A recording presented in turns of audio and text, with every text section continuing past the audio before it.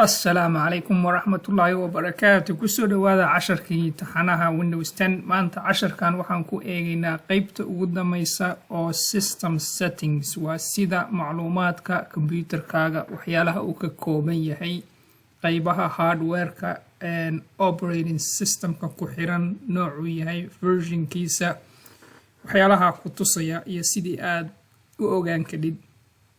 marka haddaad tagtid start settings sidaan meeshaan horey baa casharadii hore ugu soo qeexnay system qaybahan kala duwan oo dhan ayaan ka soo hadalnay marka maanta waxaan ka hadlaynaa qaybta ugu hooseysa oo oranaysa about haddaan klik garayo wuxuu ka kooban yahay 3 qaybood qaybtan sare waxay kuu sheegaysaa amniga computerkaaga sidii la rabay inuu yahay in kale sida firewallska inay sidii la rabay u set garaysan tahay applications iyo browserka account passwordka sidii laga rabay inuu yahay device securityga markuu check mark oo cagaara green uu saaran yahay macnaheedu waxa weeye wax kasta qaybtaas sidii laga rabay weeyaan qaybtan hoose waxay kuu sheegaysaa waxyaalaha uu computerkaaga ka kooban yahay sida modelka computerkaaga yahay ama shirkadda soo saartay waxay tahay hadda kayga wuxuu siduu ii tusayo Latitude 7400 oo ay Dell samayso waa modelka computerkayga qaybtan meeshan ugu hooseysa wuxuu ku tusayaa shirkadda samaysay waxaana laga yaabaa inaadan taas kaaga uusan kuu soo saarin uusan awooddaas lahayn uu ku soo saaro shirkadda iyo modelka waxay ku xiran tahay wuxuu yahay computerka qaybta ka hooseysa wuxuu ii sheegayaa magaca computerkayga markaas aan u bixiyey markii aan Windows 10 aan ku xirayay baan u bixiyey magacaas ama isagaaba isu bixiyey computerka oo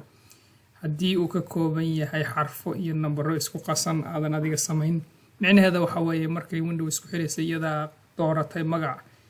markaas magacaas buu noqon karaa waana bedeli karaa hadda halkan hadda tiraahdo rename this PC macnaheedu waxa weeye magaca bedel waad bedeli karaa marka magacaas waxaa ku xiga processorka oo ah computerka processorka uu ku shaqeeyo oo processorka laba shirkadood samaysa oo ah AMD iyo Intel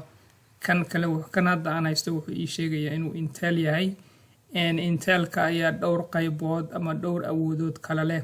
kan ugu hooseeyo kale i3 waa midka ugu awood yar i5 waa midka ugu dhexdhexeeya i7 waa kan ugu sareeya marka hadda wuxuu ii sheegayaa processorka computerka ku xiran inuu yahay i7 iyo xawaarihiisa xawaaraha uu ku shaqeynayo marka waa 1.9 gigahertz way xawaaraha waxa kale uu ii sheegayaa haddii uu computerkayga xawaarihiisa aad u shaqeynayo oo sidii markii game lagu ciyaarayo ama video editing wax lagu bedelayo haddii uu u baahdo xawaaro ka badan kan computerkaygan aan hadda isticmaalayo waxaa ku xiran wax la dhaho turbo boost oo la dhaho markaas xawaaraha sii siyaadinaya oo awood markii loo baahdo oo awoodda xawaaraha in ka badan uu computerka u baahdo marka wuxuu isticmaalayaa turbo boost oo wuxuu ku shaqeyn karaa ilaa speedkiisa wuxuu socon karaa 2.11 gigahertz marka waxaa laga yaabaa computerada awoodda badan baa leh turbo boost hadda aragtid qaybtan kore kaliya hadduu ka kooban yahay macnaheeda waxa weeye wuxuu CPU-ga base buu leeyahay qaybta hore oo loogu talagalay laakiin ma lahan turbo boost kuma xirna hadduusan xawaarahan dambe kuu sheegin wuxuu kaloo halkan ii sheegayaa memoryga ku xiran memorygaas oo markuu computerka shidan yahay applicationada shaqeynayaan memoryga uu isticmaalo oo temporary ah oo markuu computerka la damiyana damaya waa 16 gigabyte way memorygaas halkan wuxuu ii sheegayaa waxyaalo la xiriira shirkadda samaysay si ay u aqoonsigeeda device ID-ga iyo product ID oo ah macnaha operating system markaa ku xiran product ID-giisa system type wuxuu ku yimaadaa qaybta hore waxay ii sheegaysaa operating systemka ama Windows ku xiran wuxuu yahay halkan wuxuu sheegay inuu 64 bit yahay waxay ku timaadaa 32 bit ama 64 bit kana ka awood badan oo ka fiican marka 64 bit way kayga hadda operating system ku xiran processor base kana waa 64 bit oo processoradan waxa ku yimaadaan 32 bit iyo 64 bit laakiin inta badan hadda shirkadaha way iska dhaafeen samaynta 32 bit marka 64 bit baa u badan processorka marka hadda wuxuu ii sheegayaa kayga 64 bit inuu yahay qaybtan hoose waxay ii sheegaysaa operating systemka versionka uu yahay oo editionka waa Windows 10 Enterprise Edition iyada dhowr nooc ay ku timaadaa Windows 10 kan ugu hooseeyo Home Edition oo guryaha loogu talagalay kan ku xiga oo Professional oo ganacsiga loogu talagalay iyo kan ugu awood weyn oo ah ama Enterprise Edition oo loogu talagalay shirkadaha waaweyn bay ku timaadaa versionka waa mar walba ay sameeyaan update ama cusboonaysiiyaan Windows 10 version cusub ay soo saaraan marka maanta waa casharkan aan duubayo September 7 2020 versionka ugu cusbaa oo Windows 10 waxa weeye 2004 marka kuwii ka horeeyay haddii aad kaaga ku xiran yihiin markaas waxaad samayn kartaa update ayaad ku samayn kartaa oo kan ugu dambeeya ayaad ku xiri kartaa kuwii hore waxaa ka mid ah 1909 1803 1603 1503 ama waxyaalihii ama qaybihii hore buildyadii hore oo operating systemka marka hadduusan kaaga ahayn 2004 ama ama mid ka cusub uusan ahayn micnaheeda waxa weeye versionka operating systemka Windows 10 waa duug way waa outdated marka waxay kaaga baahan tahay inaad cusboonaysiisid halkan waxay kuu sheegaysaa markii operating systemka ugu dambeeyay macnaha versionka ugu dambeeyay updateka ugu dambeeyay aad ku xidhay iyo build numberka meeshan hoose sidaan hore u sheegnaba waxay soo saaraysaa supportiga markaas shirkadda iyo linki sida Dell oo kale hadda wuxuu ii geynayaa meesha markaan haddaan gujiyo linkigaas aan markaas macnaha update ku samayn karo computerka driverskiisa ama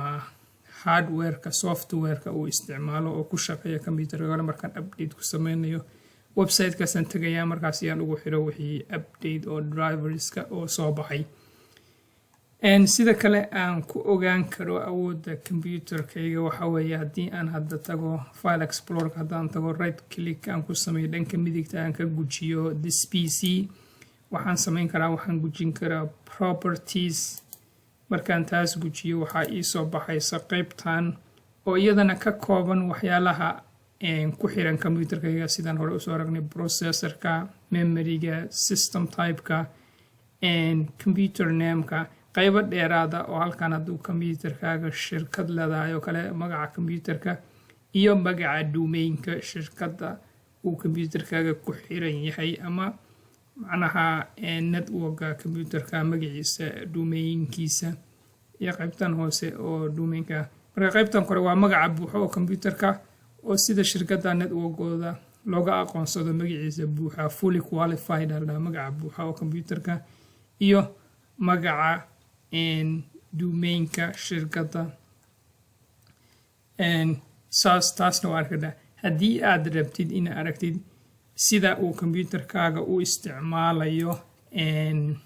processorka iyo memoryga markaas waxyaalaha aad samaynaysid inta percentage ay isticmaalaya sidaan horeyba uga soo aragnay waxaa tagi kadhaa task managerka right clicka ku samaynaysaa meel bannaan oo status barka ah markaas waxaa taabanaysaa task manager waxaad tegaysaa performance ayaad gujinaysaa halkan wuxuu kuu soo saarayaa sida computerkaaga markaas uu u shaqeynayo ama uu isticmaalayo awoodda CPU-ga awoodda memoryga diskiga macnaha speedka uu wax ku qorayo ama wax ku akhrinayo wifi-ga iyo GPU-ga oo graphic cardka markaa ku xiran computerka hadda sida kaya ka muuqata CPU-ga ilaa 19 macnaha CPU badan ma isticmaalayo oo high ma ahan memory badan ma isticmaalayo memorygiisana waa iska caadi diskiga maba isticmaalayo waa 0% mararka qaarkood waxaa dhacda haddii maaragtay uusan computerkaaga SSD drive uusan ku xirnayn oo diski hore oo duqa uu ku xiran yahay inuu xawaarihiisa ama isticmaalkiisa aada u yaraado haddaa aragtay diskiga inuu 80% 90% ama 100% uu ku shaqaynayo micnaheeda waxa weeye markaas waxaad u baahan tahay inaad diskiga bedeshid oo markaa upgrade aad samaysid oo ku bedeshid SSD disk CPU-ga la mid sidoo kale waxaad ogaan kartaa markaas haddaa aragtid xawaaro siyaada inuu ku shaqeynayo waxyaalaha isticmaalaya baad fiirin kartaa sidaan horeyba ugu soo aragnay cashar horaan kusoo aragnay aan ku qeexaynay task managerka sida loo isticmaalo markaas applicationkaas uun baad markaas wax ka qaban kartaa oo isticmaalaya memoryga sidoo kale hadduu sareeyo xawaarihiisa applicationka isticmaalaya baad fiirinaysaa markaas uun baad wax ka qaban halkan qaybtan hoosena wuxuu ku tusayaa si summary ahaan wixii halkan aad ka arkaysay unbuu si summary kugu sheegayaa marka casharkan oo sida loo ogaado awoodda computerkaaga intaanan halkaa ku joojin waxaan kaloo idin tusayaa meel kale oo iyadana waxyaala tan kasii badan aa ka arki karid oo haddaa taabatid system information macnaha info ayaan ku qoray search boxka marka haddaa tagtid appka oo system informationka wuxuu ku siinayaa qaybo badan oo wuxuu ku siinayaa macluumaad siyaada ah oo ku saabsan computerkaaga sida aan horey ugu soo aragnay magaca operating system ku xiran versionka uu yahay magaca computerkaaga waxyaalaha shirkadda samaysay informationkeeda iyo weliba waxyaalo siyaada ah oo waxyaalaha ku xiran oo kale iyo meesha ay ku jiraan oo intaan soo aragnay iyo ka badanba kuu sheegaysa haddaa rabtid inaad mid u ogaatid hardwareka ku xiran mid walba wuxuu yahay mid waxaad tagaysaa component markaa mid walba oo aad rabtid inaad information ama macluumaad siyaada ka ogaatid waad gujinaysaa markaas ayuu kuu sheegayaa wuxuu yahay iyo macluumaad macnaha tii horey aan uga soo aragnay siyaada kasii ah aad ka arki kartaa marka haddaa rabtid inaad qayb waxyaalaha ku xiran aad u ogaatid marka halkaasaan kusoo joojinayaa casharka oo ah sidee loo ogaadaa awoodda iyo qaybaha iyo waxyaalaha uu ka kooban yahay computerkaaga adigoo markaas isticmaalaya Windows 10 marka insha Allah casharka dambe hanoo ahaato assalaamu calaykum waraxmatullaahi wabarakaatuh